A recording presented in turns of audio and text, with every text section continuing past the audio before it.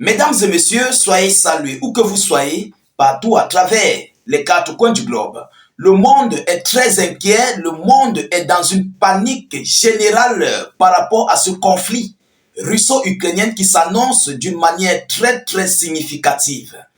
Après la rencontre de M. Donald Trump du côté de Paris, M. Viktor Orban, Premier ministre hongrois, a fait une rencontre avec Donald Trump et après leur séparation, Viktor Orban, le Premier ministre hongrois, a procédé à un début des négociations de paix pour un cessez-le-feu entre la Fédération de Russie et l'Ukraine. Alors, Viktor Orban a échangé avec le président russe Vladimir Poutine. Il a même aussi appelé M. Volodymyr Zelensky pour un cessez-le-feu.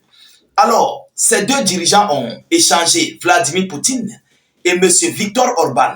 Mais ce qui s'est dit, ce qui s'est passé, mesdames, mesdemoiselles et messieurs, non, la situation en Ukraine risquerait de dégénérer, mais d'une manière très significative dans les prochains jours à venir. Alors, qu'est-ce que M. Vladimir Poutine et Viktor Orban, le Premier ministre hongrois, ont échangé? Qu'est-ce qu'ils se sont dit? Et que dit Volodymyr Zelensky par rapport à ce cessez-le-feu qui vient de débuter avec cette partie hongroise? Alors, chères dames, chers messieurs, c'est dans ce cadre que nous allons décortiquer et analyser cette vidéoconférence.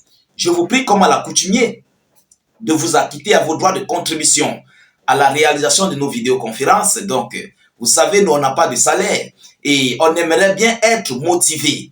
Et surtout, c'est pourquoi nous vous prions de surtout mettre suffisamment de j'aime pour sécuriser non seulement notre vidéoconférence, mais de nous encourager aussi. Voilà, nous n'avons pas de salaire. Alors, chères dames, chers messieurs, partagez la vidéoconférence dans tous les groupes possibles pour permettre à nos différents frères qui veulent nous suivre d'être avec nous, de facilement voir le lien et de s'abonner à nos différents canaux. Donc, dès qu'ils sont là, dès que vous êtes là, tous ceux qui sont là, grâce aux suggestions, n'hésitez pas de vous abonner en cliquant sur le bouton s'abonner sur notre chaîne YouTube. Juste là, en dessous, regardez là, il y a le bouton s'abonner. Et sur Facebook, vous verrez le bouton suivre en bleu, là en dessus. Cliquez là-dessus et activez la cloche pour ne plus rater nos prochaines vidéos d'actualité. Dès que vous le faites, vous aurez nos vidéos à la seconde et à l'heure en temps réel de nos publications. Alors, chères dames, chers messieurs, qu'est-ce qu'ils se sont dit? Qu'est-ce qui s'est passé entre M. Viktor Orban lors de leur rencontre téléphonique? Alors, selon les informations, les négociations sur l'Ukraine ont commencé. M. Viktor Orban a immédiatement appelé Vladimir Poutine après sa rencontre après Donald Trump. Avec Donald Trump, il voulait dire. Le Premier ministre hongrois, lors d'un entretien avec le dirigeant russe, a exprimé son intérêt à promouvoir une recherche commune des moyens de résoudre la crise politiquement et diplomatiquement, notamment en tenant compte de ces contrats avec un certain nombre de dirigeants occidentaux. Donc, Viktor Orban est en train de suivre normalement les règles occidentales et aussi ceux de la Russie et l'Ukraine. Vous comprenez? Alors, chères dames, chers messieurs, le message continue en disant, pour M. Vladimir Poutine, il a déclaré que, pour sa part, Vladimir Poutine a présenté des évaluations fondamentales de l'évolution actuelle de la situation autour de l'Ukraine et de la ligne destructrice du régime de Kiev, qui continue d'exclure la possibilité d'une résolution pacifique du conflit, a rapporté le service de presse du Kremlin. La veille, Orban a rencontré Trump en Floride. Vous comprenez? Donc, avant le coup de fil, après leur rencontre du côté de Paris, M. Viktor Orban a encore rencontré Trump du côté de la Floride, aux États-Unis d'Amérique. Alors, qu'est-ce que M. Viktor Orban écrit sur son réseau social, notamment appelé X, qui a été remplacé par Twitter? Qu'est-ce qu'il dit? Mesdames et messieurs, il dit, je cite, « Les semaines les plus dangereuses de la guerre en Ukraine nous attendent. » Après, je dis bien après qu'il a fini d'échanger avec Vladimir Poutine.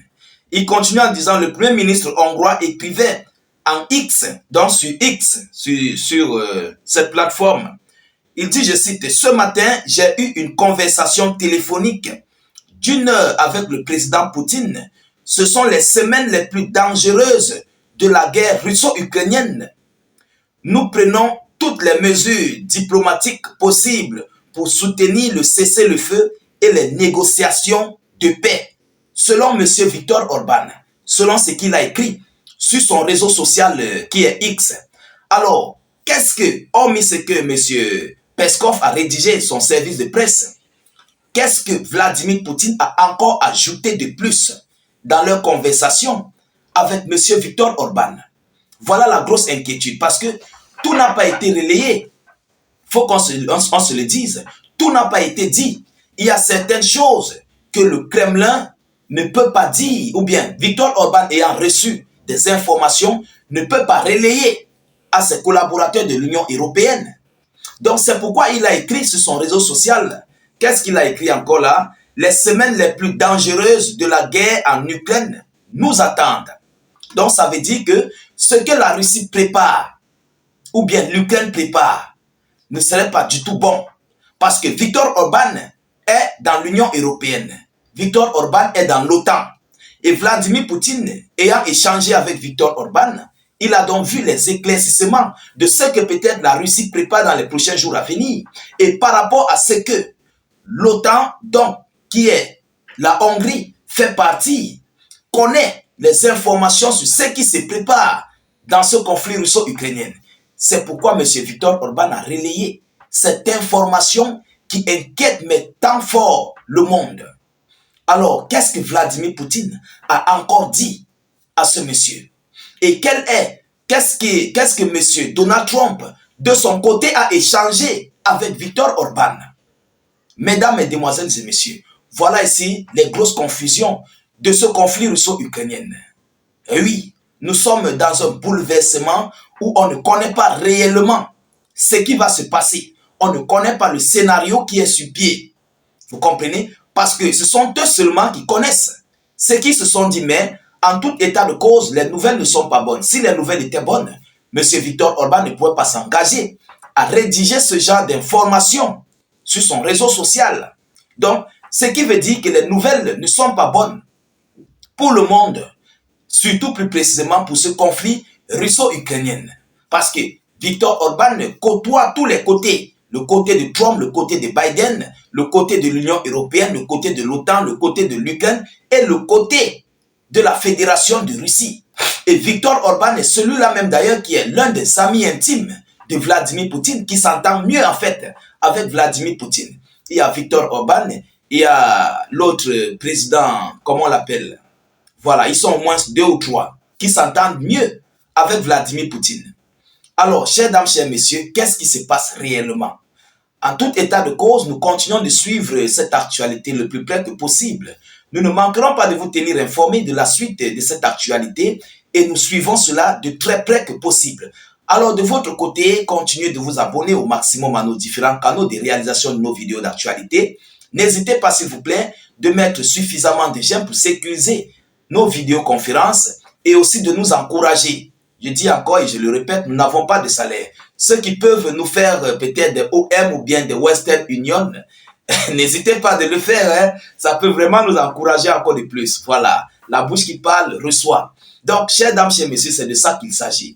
Mettez suffisamment de commentaires, même si vous n'avez rien à écrire. Mettez tout simplement « Salut état d'urgence » en commentaire ou encore faites des cœurs, des étoiles en commentaire. C'est très important. Ou bien écrivez « Vive la paix dans le monde » ou Salut état d'urgence, vous comprenez?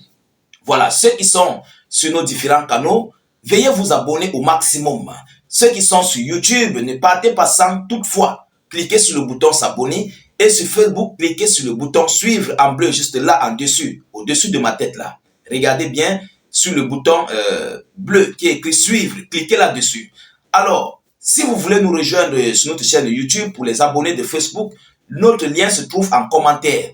Cliquez-y sur le lien en commentaire, le tout premier commentaire. Vous allez voir un lien bleu, cliquez là-dessus. Ça va s'ouvrir automatiquement sur notre chaîne YouTube. Dès lors que vous êtes là-bas, n'hésitez pas de cliquer sur le bouton s'abonner et puis vous activez la cloche de notification pour ne plus rater nos prochaines émissions.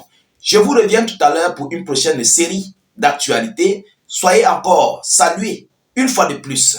Ciao, ciao.